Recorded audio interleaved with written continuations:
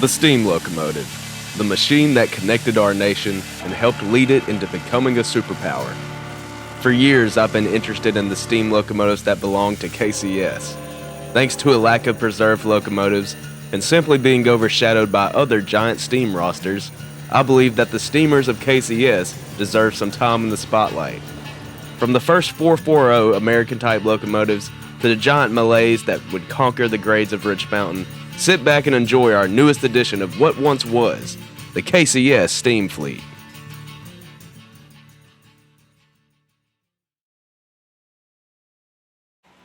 In 1887, Arthur Stilwell began his journey from Kansas City southward to the Gulf of Mexico. With the Kansas City Suburban Belt Railway being the first predecessor of the KCS we know today, the first locomotives would soon arrive to the small yet growing local operation. The 060 switcher locomotive type would be a primary workhorse of the Suburban Belt. Classified as the F class, they were perfect for the operations of the line. This included lots of yard and switching work with some minor local service. 39 of this locomotive type would serve the railroad. Some would be built as early as the 1890s, while the later ones would come around the mid-1900s. Baldwin, Schenectady, and the Pittsburgh Locomotive Works would be the builders of the 060. Like countless of other railroads that began during this time period, the American-type 440 locomotives were also among the first to work on mainline service for the Kansas City, Pittsburgh, and Gulf, which would be reorganized into KCS at the turn of the century. These were classified as the B class. From the B1 through the B4, there were a total of 21 of these 440s on the roster. These were all built in the 1880s and 1890s by various builders such as Baldwin, Schenectady, and the Manchester Locomotive Works. It is worth mentioning that KCS also had a handful of mogul-type locomotives. These were 260s that were classified as the C class. The reign of the American types being the primary power of mainline service would be pretty short-lived. In the early 1900s, two new classes would be introduced to the railroad. The first of this pair would be the D-class locomotives. These were 10-wheelers, or 460s. The 10-wheelers differed from the American types due to the builders specifically making them for freight service rather than suiting the general needs of passenger as well. There would be 74 10-wheelers to wear the KCS lettering. These would carry the railroad on their backs for decades, since their construction in the late 1890s until most of them were retired by the 1930s. KCS had also purchased an impressive fleet of E-Class 280 consolidation types. Purchased from both Baldwin and the Alco shops in Pittsburgh, Pennsylvania, many of the E-Classes did not perform as well as the railroad had hoped. Many of them would be rebuilt with larger driver wheels, larger boiler pressure, and also higher tractive effort. Rebuilds would take place at the shops in Pittsburgh, Kansas. While these engines would now satisfy their owners, some of the other E-Class locomotives would be rebuilt in a much different manner.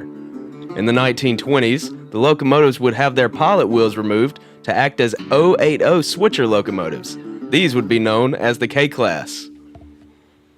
The only original KCS steam locomotive that survived the scrapper's torch was one of these K-Classes, specifically number 1023, which is now on display at the Heart of the Heartlands Museum in Corona, Kansas.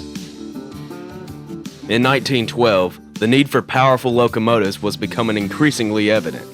The tough grades along the route plus the increase in freight traffic would justify the introduction to Malay locomotives to the roster.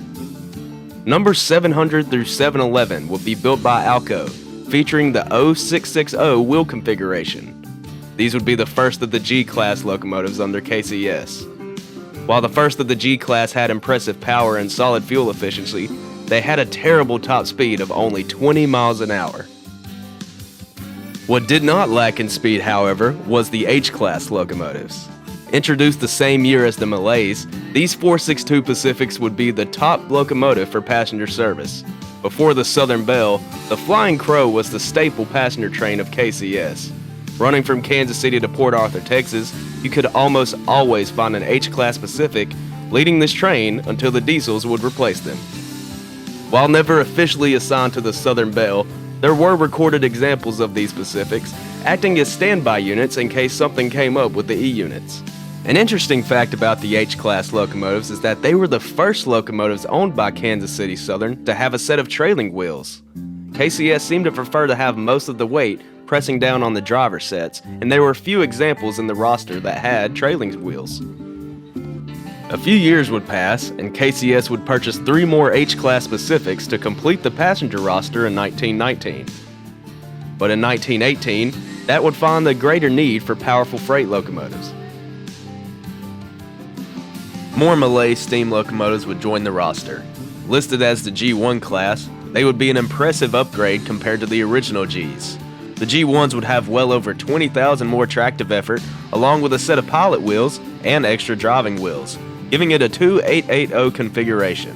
I can only imagine what it must have been like seeing these battle the grades of Rich Mountain. A few years later, in 1924, the final bunch of the Malays would be constructed by Alco and sent to KCS as the G2s.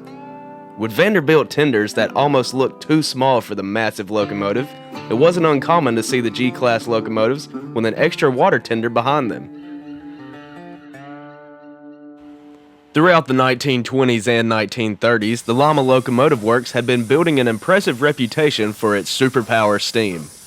Projects such as the Nickel Plate Berkshires and others had ranked them right up there with Alco and Baldwin. Impressed with C&O's 210-4 locomotives, meetings between Lama and KCS mechanical teams will conclude with the purchase of 10 mighty Texas types.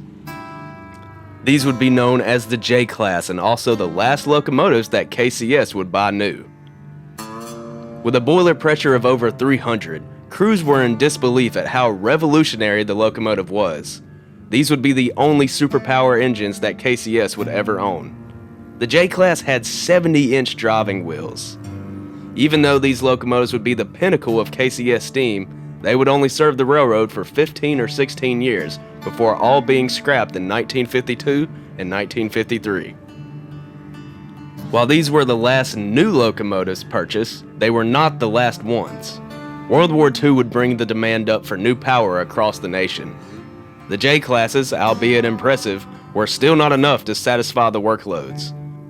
While leasing various Mikado-type locomotives from several different railroads that could spare them, they would have to purchase 210-2 Santa Fe-type locomotives secondhand.